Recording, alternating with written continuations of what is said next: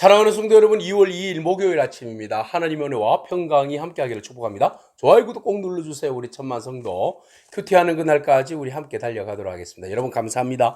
700명 구독자 넘어섰습니다.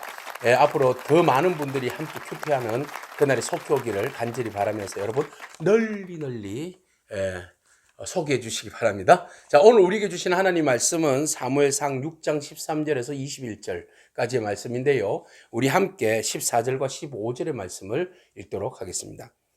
수레가 베스메스 사람 여호수아의 밭 큰 돌 있는 곳에 이르러 선지라. 무리가 수레에 나무를 패고 그 암소들을 번제물로 여호와께 드리고 레이는 여호와의 궤와 그 궤와 함께 있는 금 보물 담긴 상자를 내려다가 큰 돌 위에 두매 그날의 베스메스 사람들이 여호와께 번제와 다른 제사를 드리니라. 아멘. 하나님의 궤가 베스메스를 향하여서 달려오더니 이제 그것에 멈추었습니다. 자, 밀을 베고 있었던 베스메스 사람들이 하나님의 법궤가 들어오는 것을 보고 알아차렸습니다. 그래서 너무너무 기뻐했습니다. 이때 밀 거두는 시기가 5월, 6월쯤 되겠네요. 자, 7개월 정도가 블레셋에서 법궤가 머물러 있다가 법궤가 머무는 동안에 블레셋 사람들은 살아계신 하나님을 경험했습니다. 근데 살아계신 하나님을 경험하였으면 다곤신보다도 하나님을 숭배해야죠. 하나님을 경외하고 예배해야죠. 근데 그들은 너무 두려워서 하나님의 법궤가 그들 땅에서 떠나기를 간절히 바랬던 것입니다. 그래서 베스메스로 돌아왔었을 때에 그들은 그 광경을 지켜보는데 베스메스 사람들은 너무 법궤가 돌아온 것을 보고 기뻐합니다. 기뻐하면서 그 자리에서 바로 암소를 잡고 그 장작을 올려놓고 거기다가 하나님 앞에 번제를 올려드립니다. 그리고 제사장 레인을 부릅니다. 레인을 불러서 여호수아의 여호수아 그 밭에 있는 큰 바위, 아마 그게 제단이 아니었나 이래 보는데요. 큰 바위에다가 하나님 앞에 번제와 또 다른 제사는 뭐 일종의 화목제가 될 수도 있어요. 그래서 큰 다른 제사를 하나님 앞에 올려드리면서 여호와 하나님을 기뻐합니다. 그들은 너무너무 여호와 하나님 앞에 감사함으로 제사를 올려드립니다. 자, 우리는 오늘 여기에서 기뻐하는 그 베스메스 사람들의 참된 예배의 모습 봅니다. 그들이 번제를 드릴 때 번제에 드리는 이유가 뭡니까? 하나님 앞에 온전히 우리를 불태워 드리겠습니다. 우리의 모든 머리부터 발끝까지 하나님 앞에 온전히 올려드리겠습니다. 이제 헌신하겠습니다. 이런 뜻 아니겠습니까? 그래서 법궤가 빼앗기고 난 다음에 많은 것들을 생각하지 않았나 이렇게 생각되어집니다. 그래서 이제는 하나님 앞에 온전히 우리 자신을 올려드리겠습니다. 레인을 동원하여서 이제 온전한 예배와 회복, 하나님의 임재를 기다리는 그런 마음들이 그 안에 들어있지 않았나 이렇게 보는 거죠. 자, 하나님께서 베스메스로 돌아왔다는 것은 이것은 온전히 이스라엘의 공적이 아닙니다. 이스라엘은 하나님을 빼앗긴 거죠. 하나님을 빼앗겼습니다. 하나님의 임재를 무시함으로 해서 법궤가 빼앗겼지만 하나님은 블레셋 진영에서 하나님께서 블레셋 진영에서 역사하시고 그곳에서 살아계신 하나님을 보여주심으로 인하여서 다시 이스라엘 진영으로 돌아오심으로 인하여 하나님 스스로 홀로 블레셋 땅에서 싸우시고 승리하시고 영광 가운데 전리품을 가지고 돌아오신 겁니다. 역사의 주관자 되시는 하나님께서 일하시는 것이죠. 우리가 일하는 거 아닙니다. 우리는 늘 언제나 부족하여서 실패하고 하나님을 욕되게 하지만 하나님은 스스로가 하나님의 영광을 회복하시는 분이십니다. 우리와 상관없는 분이십니다. 그렇다고 우리가 하나님과 우리가 별개입니까? 아니죠. 우리가 하나님 앞에 더 영광스럽게 더 경외하면서 믿음으로 고백하며 나아가는 믿음이 우리에게 필요한 거죠. 이스라엘 백성들이 패배한 이유가 하나님 무능입니까? 다곤신 앞에서 무능이었습니까? 그게 아니잖아요. 이스라엘 백성의 범죄와 믿음이 없고 불순종 때문에 그렇잖아요. 그들이 하나님 말씀이 없었습니다. 우상 숭배를 했습니다. 사실은 뒤에 나오겠지만 바알과 아스타롯을 숭배했잖아요. 우상 숭배와 불순종과 믿음이 없고 그냥 하나님의 법궤를 한갓 도구로 전쟁에서 어떤 효용을 발휘하는 도구로만 생각한 거죠. 그러니 실패하고 망할 수밖에 없는 거죠. 어쨌든 법궤가 돌아오게 되었고 에고론 사람들이 그것을 지켜봤을 때, 방백들이 지켜봤을 때 이제 우리는 안심이다. 우리가 우리 방백들 5 방백들이죠. 아스돗, 가사, 아스글론, 가드, 에그론을 위하여서 우리가 금독정을 만들어서 올렸고, 속건제로 말이죠. 또 우리가 우리 방백들에게 속해 있는 모든 그 블레셋 사람들의 성읍의 수대로 우리가 금지를 5개를 올렸으니 이제 우리는 할 도리는 다 했다 하고 돌아간 겁니다. 자, 이들이 돌아가는 것이 잘된 일입니까? 이제 모든 것이 끝났다. 손 털고 가자. 우린 다시 우상의 땅으로. 예. 액땜했다. 세상 사람들은 이렇게 생각하는 거예요. 살아계신 하나님을 경험했으면, 살아계신 하나님의 역사를 경험했으면 회개하고 돌이켜야 합니다. 근데 그들은 오히려 교만하고 아집이 대단한 거죠. 그래서 회개하고 돌아오기보다는 제자리로 다시 돌아가는 블레셋 사람들의 모습을 보게 됩니다.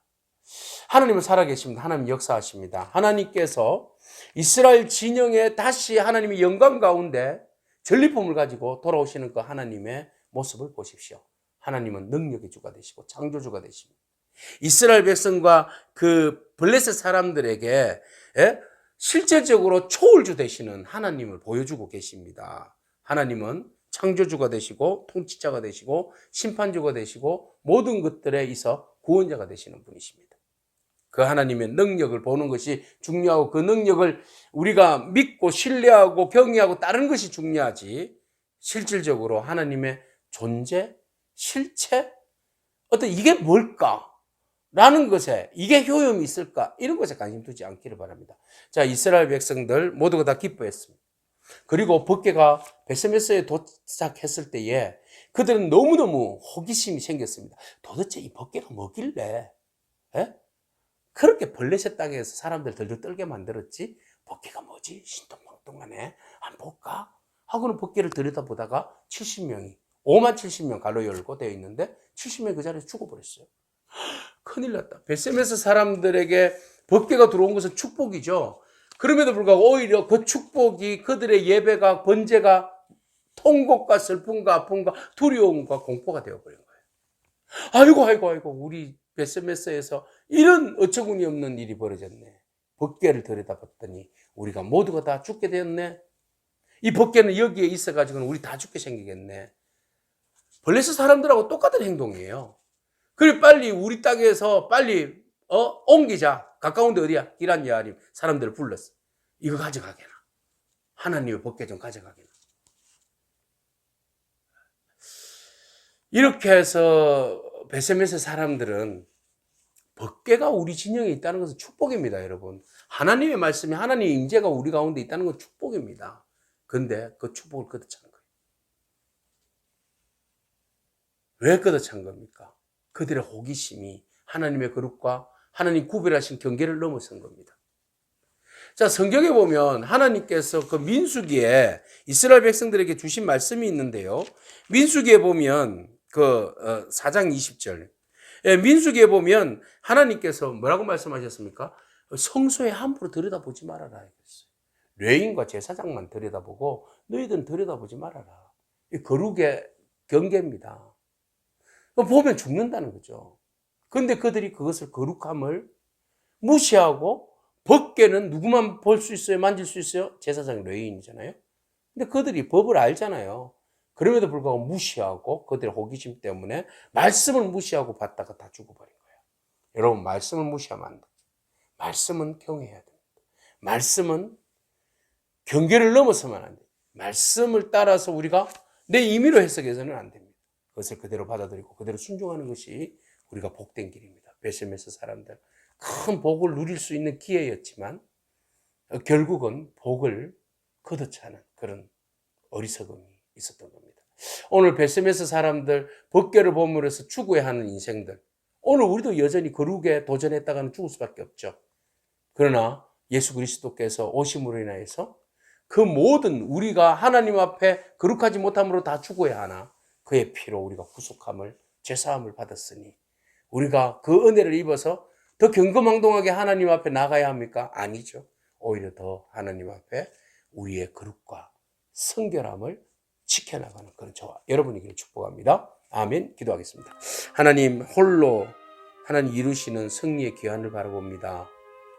우리가 범죄함으로 인해서 하나님 법궤를 빼앗겼지만 하나님은 블레셋 진영에서 역사하셔서 홀로 블레셋 진영을 초토화시키시고 다시 이스라엘 진영 블레셋에서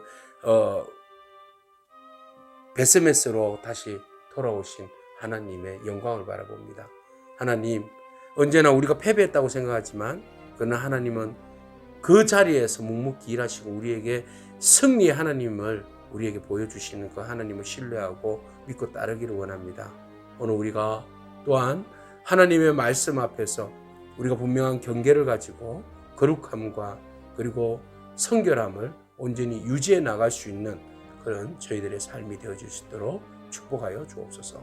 예수님의 귀하신 이름으로 기도합니다. 아멘. 오늘도 믿음으로 승리하길 축복합니다. 아멘.